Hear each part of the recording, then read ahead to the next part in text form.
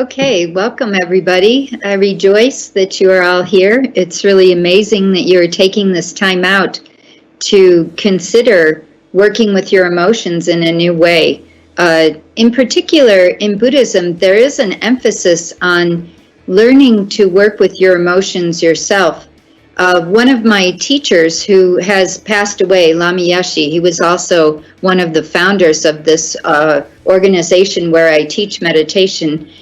He talked about becoming your own therapist. So this is kind of what we're doing, introducing you to how to manage your emotions on your own. So let's start with the PowerPoint presentation.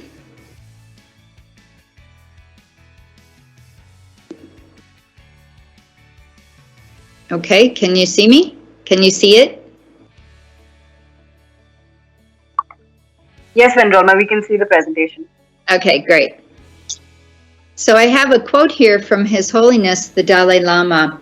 So he's the spiritual leader of the Tibetan Buddhist tradition, which is what I am a part of. So he says, the important point to bear in mind is that feelings are not destructive in themselves. They become destructive only when their intensity is out of proportion to the situation, or when they arise in situations that do not call for them. So what he's saying here is that when we have emotions, it's not a bad thing. It's actually very helpful, and it's part of being human. And we want to use those emotions in a way that's going to benefit us. So emotions often give us really deep and important information about what is going on in our situation. But what happens is we have different levels of suffering. So if the emotion is a painful one, if it's a difficult one, then we may have the natural suffering, like if we lose someone we love, or if someone treats us unfairly or disrespects us in some way. That bothers us, that hurts us, and that's natural. And you, of course, anyone would be hurt in those situations and would have an emotional reaction to that situation. But what often happens is that then we have resistance to the suffering. We make some move against it, like we don't want to feel it. In general, when emotions are unpleasant, we want to get away from them as quickly as possible. And so we distract. Oftentimes we try to ignore the emotion and find something to make us feel better, or something so that we don't think about the suffering. But as a result of that resistance, what happens is that it exaggerates the natural suffering. So the suffering that we would normally be there, because let's say we lost someone we love, and then we don't want to deal with the grief. We don't want to feel the sadness. We don't want to be upset about things. So then we avoid it in whatever way, sometimes very destructively. We can be very good at avoiding our emotions by getting into addictions like drinking alcohol or shopping or sex or food. I mean, there's so many ways that we resist suffering. But then even after we have the negative consequences of our addiction, in addition, the natural suffering is still there, and it's become exaggerated. It's become more. So when we have a suffering situation, a difficult situation, managing it, being comfortable with being with what is there without exaggerating it, can really help us in the sense that the next time we meet the same suffering, so the next time we lose someone we love or we encounter a situation that is difficult for us, we aren't going to pile on the leftover emotion that we had from the last time we didn't deal with it properly. So if you get my meaning, it's like if you don't deal with a loss, let's say, you distract from it, you avoid it until enough time goes by that you don't feel it so much. The next time you have another experience of loss, it exaggerates it even more. It becomes more difficult. And that's why people get into situations where even a very small loss becomes a source of breakdown, because all of these incidents of difficult emotions have built up. It's the same with anger. When we get angry, if we don't deal with it, if we don't work with it, transform it, then little things build up, and we exaggerate it, and then we explode. Okay? So what we're going to talk about today is learning how to be with the difficulty without resisting it, without distracting from it. Okay. So I have a really nice quote, and I'll tell you about this author in a second.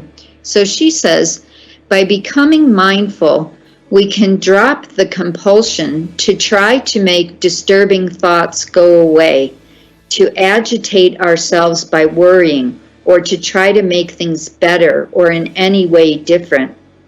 We can be with life just as it is, observing completely what happens, without immediately trying to change it. This is not a detached observation, but an intimate connection with what we are experiencing inside. Simply being without reacting is in itself calming, and we can bring this inner attitude to whatever comes up in our lives. So one thing this woman, Tara Bennett Goldman, wrote an excellent book about mindfulness and psychology and dealing with difficult emotions called Emotional Alchemy. She's an excellent author, and I'll be quoting from her again in a little bit. But what she's saying here is that learning to be present with those difficult emotions and being mindful of them, being aware of them, not in a detached way, but in a way in which we know what we're feeling and we're present with it, can be calming. It's when we resist it, when we distract from it, when we judge it, that it becomes more difficult. And so if you attended the last session when we were talking about meditation, calm abiding meditation can be a really helpful skill for when we encounter situations where we meet disturbing emotions. So if we have a regular meditation practice, 15 minutes in the morning, in general, we already have a calm point of view throughout the day. It just, it influences our day in a way that until you've had the experience, you won't know what it's like, but it's very helpful, let me tell you that. The other thing that we learn to do in calm abiding meditation is that we're focusing on our breath, and then a thought will arise, and we can choose whether to respond to it or not. And if we're focusing on our breath, most of the time, we let it go. We don't deal with it. We acknowledge it. It's present for us, but we don't engage with it. And what that does, that practice of focusing on the breath and letting thoughts come up and then go, is that we learn to have a little bit of space, that there's a gap between that calm, centered, aware part of us and whatever is happening in our mind, including difficult emotions, including those things that can take us into rumination that we can't stop thinking about. That with meditation, we can learn to let those thoughts come and go, and they don't have to engage with us. It's the same with anxiety. Okay, so there, I have this system, steps for working with difficult emotions. And there's another author named Pema Chodron, who is actually an American nun in the Tibetan tradition, who wrote it. She wrote a lot of books, but these steps are a combination of what I learned from her work and another teacher that I had. But the first thing that we do when we have a difficult emotion is that we be with it. So we're willing to be present with it. we're willing to experience it, to know what it feels like. So when we're looking at what emotions are, that would be good, that would be helpful to define emotions.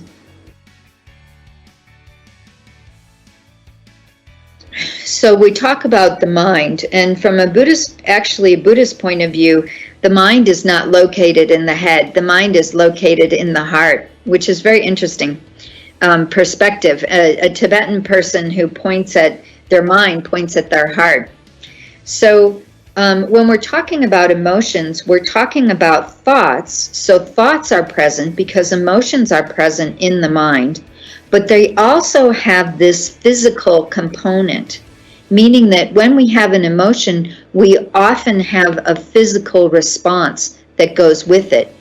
If we just have a thought and it doesn't have any physical response, we wouldn't usually call it an emotion. Okay, an emotion is where our stomach gets tight, or our heart hurts, or maybe we sweat, or our neck may get tighter, our back may get tighter, our breathing might get fast, depending on what the emotion is.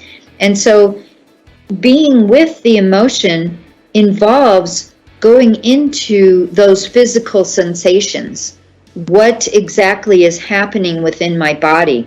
And this can be very powerful and helpful, because when we stay with the thought of what is bothering us, of what is upsetting us, we can start to really go in circles around and around and around and try to solve the problem and can't solve the problem and get more and more and more upset. Okay, and this happens. If we can let go of the thought and simply be with the sensations, okay, the energy, what it feels like in my body to be sad, to be grieving, maybe I need to cry, to be scared, right? Maybe I need to be a little tense, be aware of it.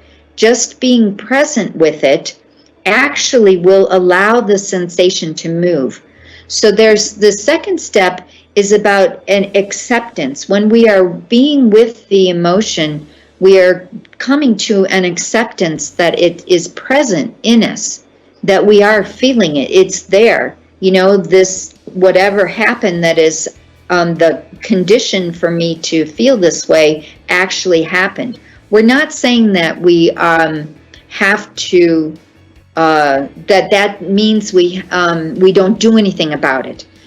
But we wait before we do anything about it to be present with it. Because if we go right to jumping to fix it, we never actually process it. We never find out what information it has to give us. We never can even use the energy that it has, has arisen within us. When we talk about anger, it's very interesting. Sometimes people feel like anger is very positive because it gives us energy. And yet we talk about anger as not being so positive because that energy doesn't last. But first, being present with the energy that is coming up as a result of the anger, like recognizing it, can be real powerful. And then the third step is that we allow the sensation to move.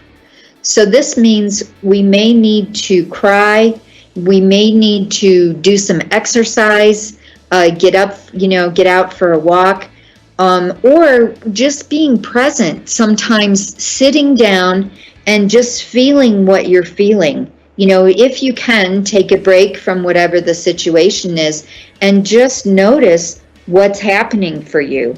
Are you in fight or flight mode? Are your fists clenched? Are you, breathing rapidly? Is your heart pounding? Whatever it may be. When you are present with the emotions in a mindful way with awareness, then they tend to come up and then go away.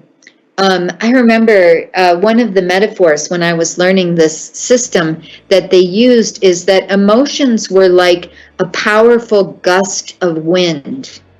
So a gust of wind comes up and it can be really strong and really active when you're experiencing it, and maybe even a little scary, but then it goes away. It like settles, right? Even during storms, you'll have these big gusts of wind and then they'll go away.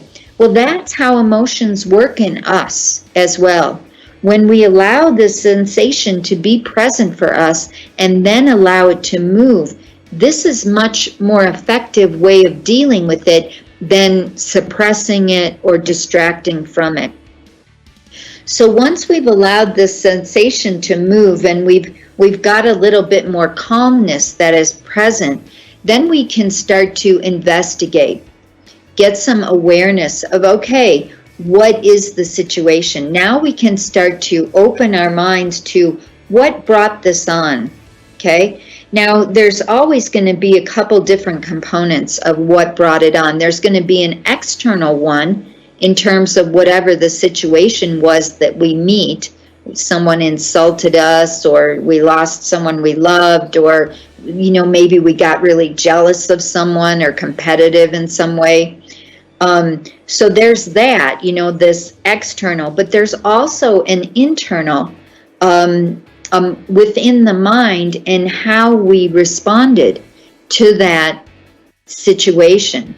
And we can't necessarily change the external situation. We can't stop the person from acting in that way. We can ask them to stop, but they may or may not stop. Okay, we can't necessarily bring back someone that we've lost, or if we got our heart broken, we can't necessarily make someone, fall in love with us again. Okay, but what we can do, what we have more control over, is our own mind, our own perception.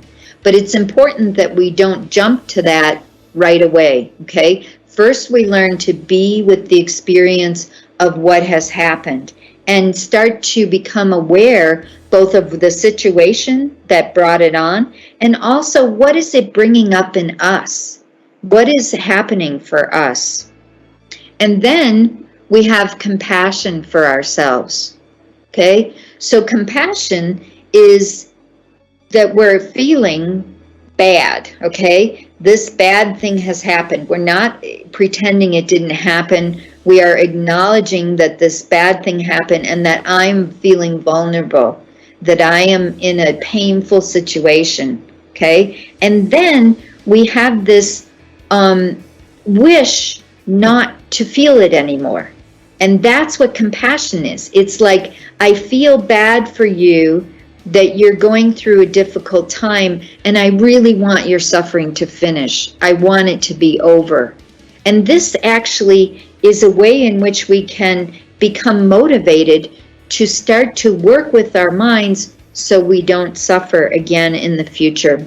Now, if in the process you feel like being with the emotion has started to overwhelm you, okay, like just too much, then you may need to step back. Okay, you may need to step out of the process of dealing with the emotion and calm down a little bit, and then come back and be with it again. Okay, so you don't, like sometimes with anxiety, when people are working with anxiety and they start to simply be with it, with acceptance, allowing the sensations to move, they can become overwhelmed and start to go into panic.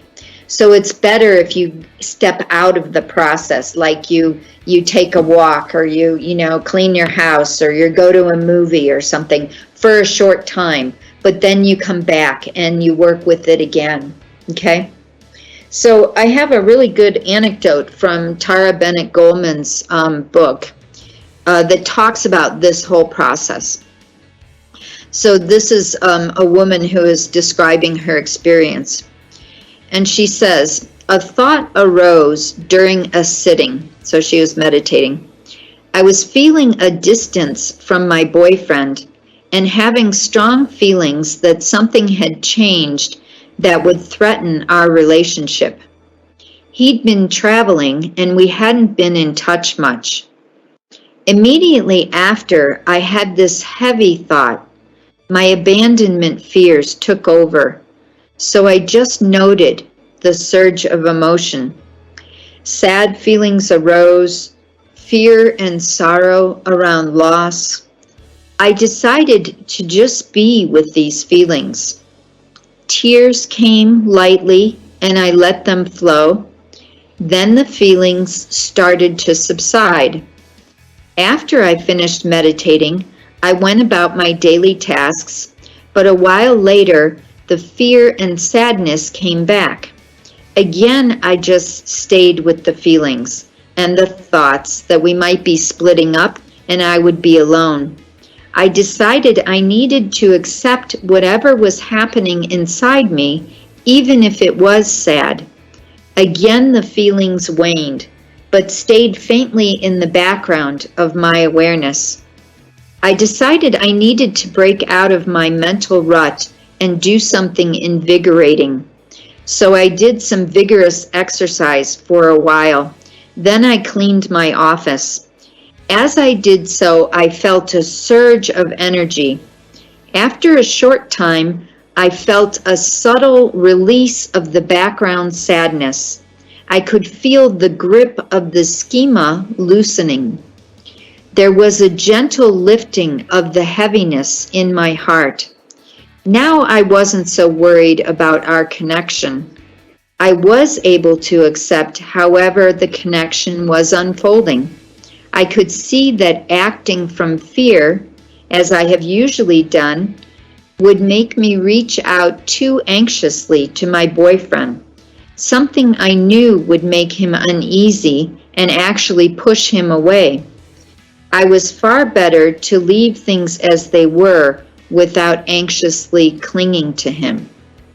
So this is an example of how this woman went through this whole process of being with this fear and sadness that maybe she was losing her boyfriend.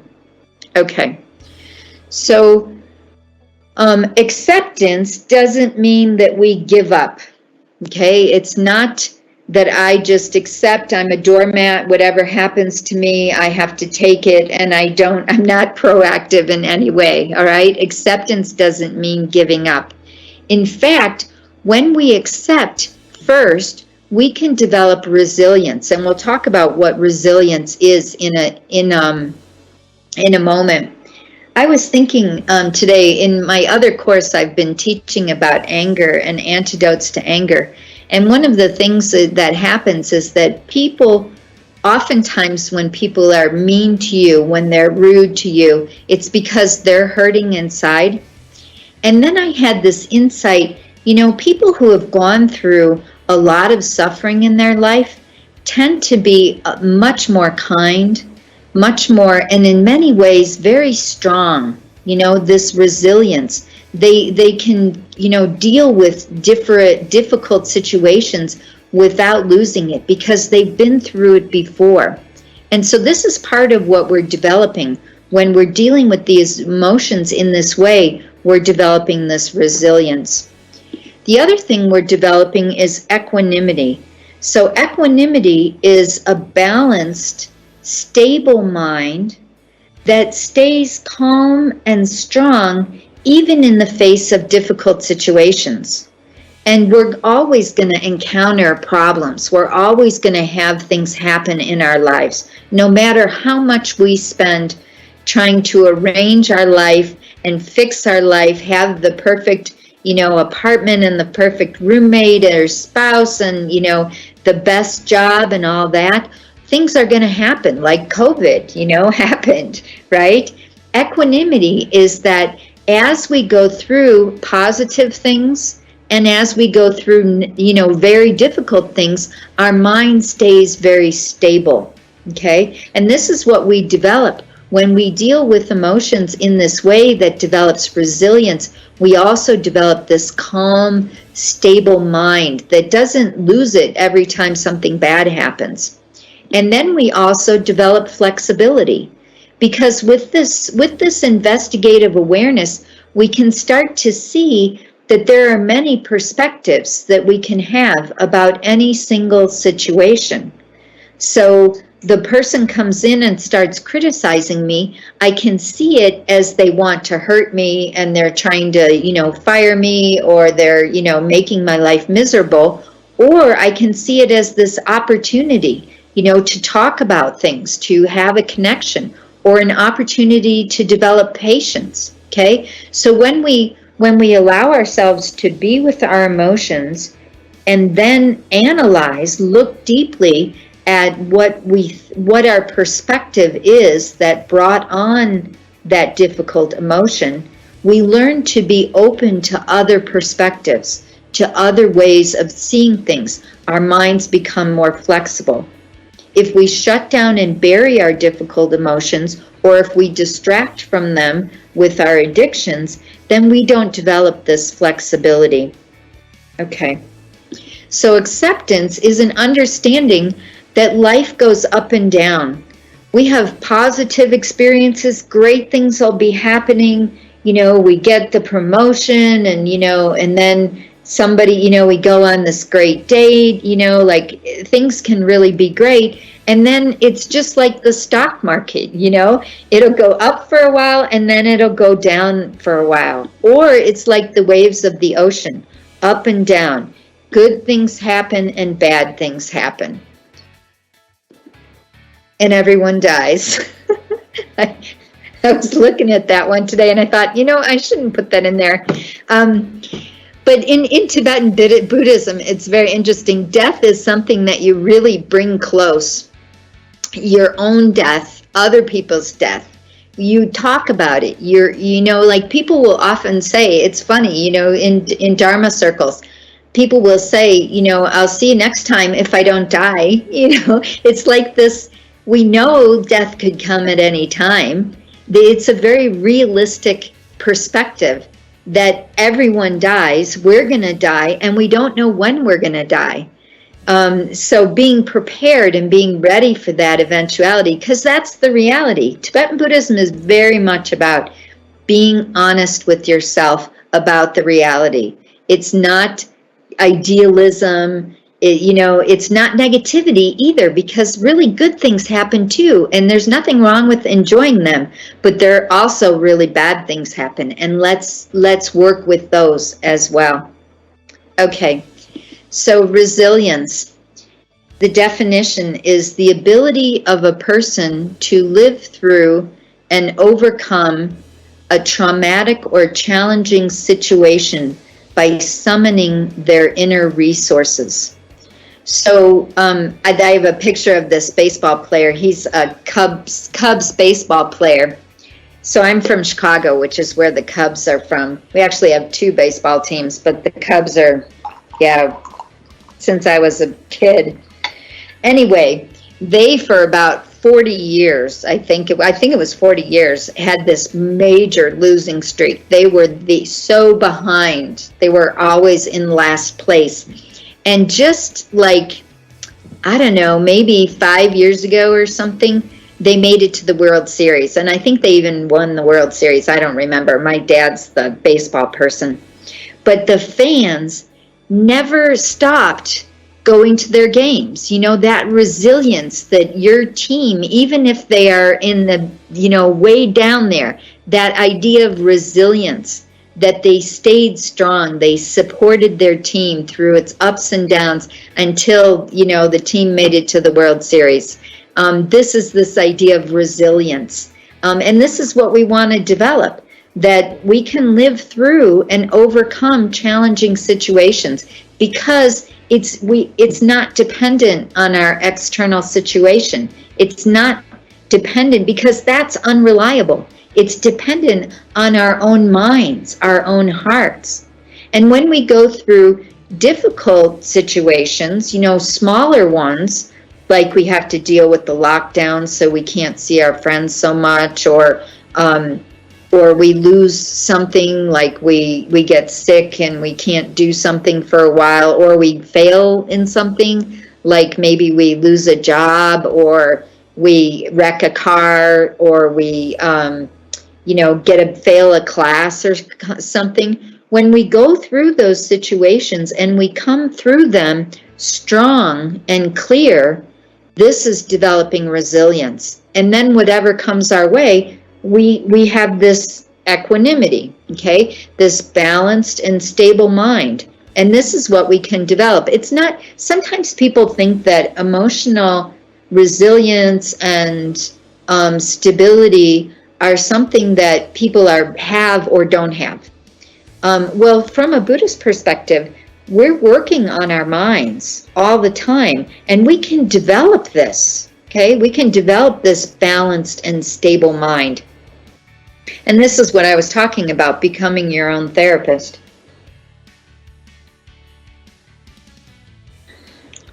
So what is an aspect of equanimity is not being emotionally reactive. So what does that mean? It means that I have something happens, I have a strong emotional response to it, but then I am aware of that response. I am able to be mindful of it, present with it, and then I decide how I am going to respond. So reactivity is like I feel it and I blah, like I express it immediately. That person pisses me off and I yell at them, right?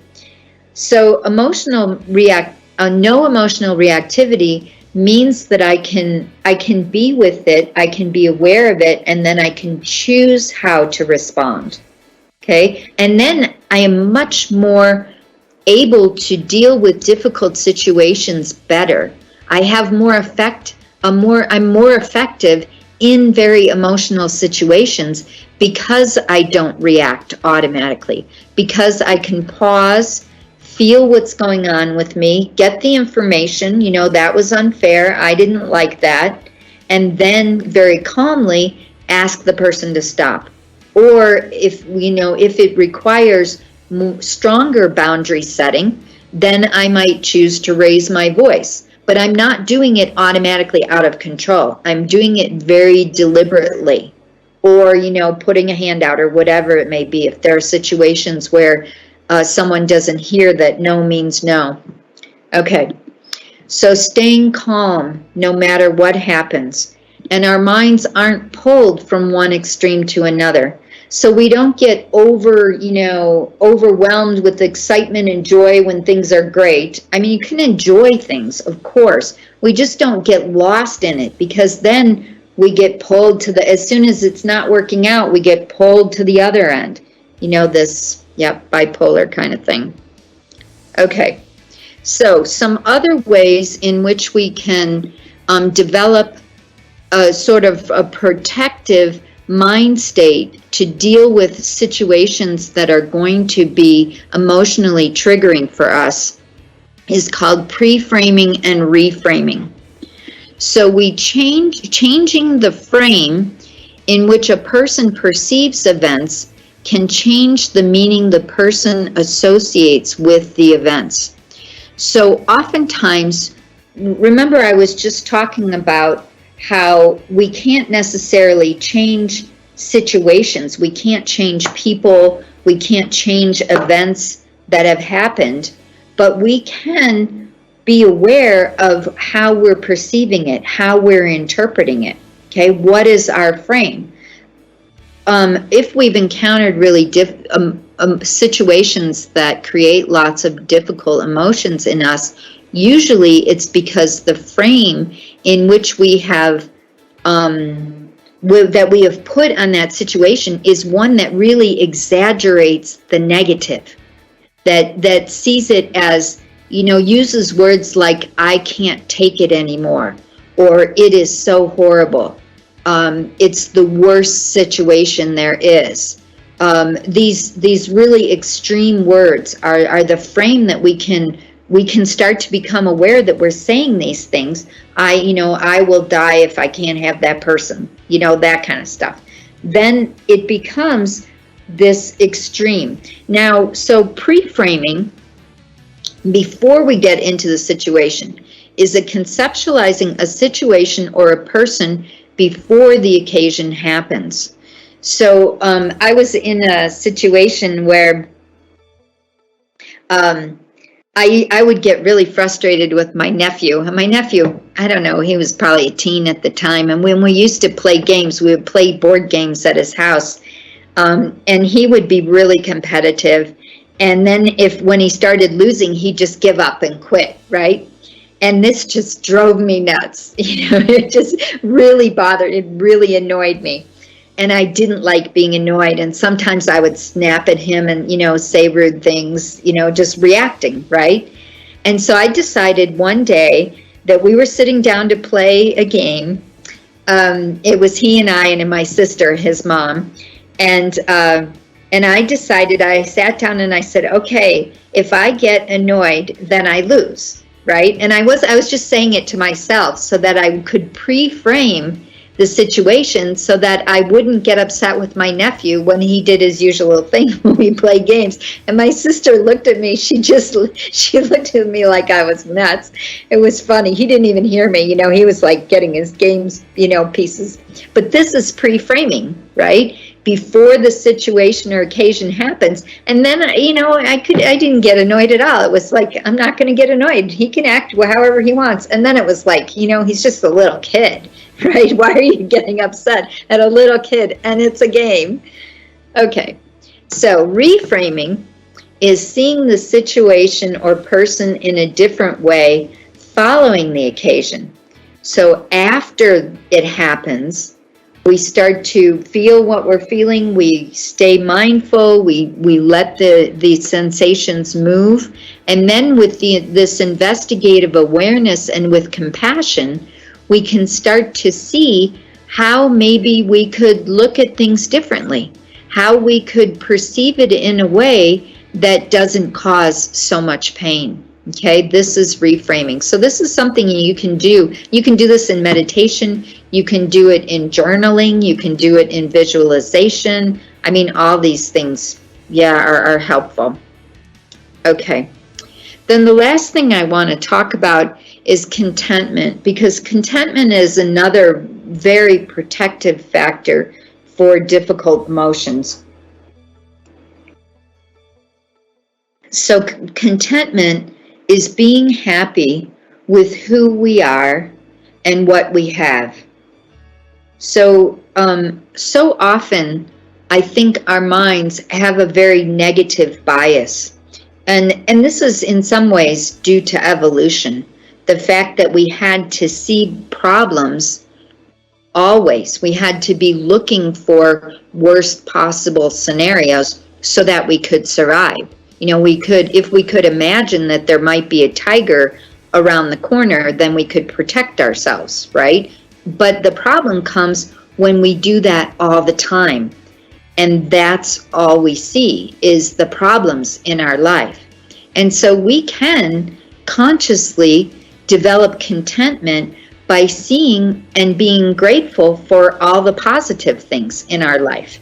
And then when things go wrong, when things become difficult, we already have a basis of, I still have all these good things happening. All these positive things are happening. So enjoying who we are and what we have. And we practice generating a feeling of appreciation, of gratitude. I was looking at a video recently, and one of the biggest problems that people have emotionally, not severely, but is dissatisfaction and discontent. And the biggest antidote to that was gratitude. So consciously, 3 things I'm thankful for in myself, in my life, in my community, really generating this sense of gratitude on a regular basis can help us a lot to be more contented, more happy, to enjoy our lives more and not get so focused on the negative. Okay, so that's all I have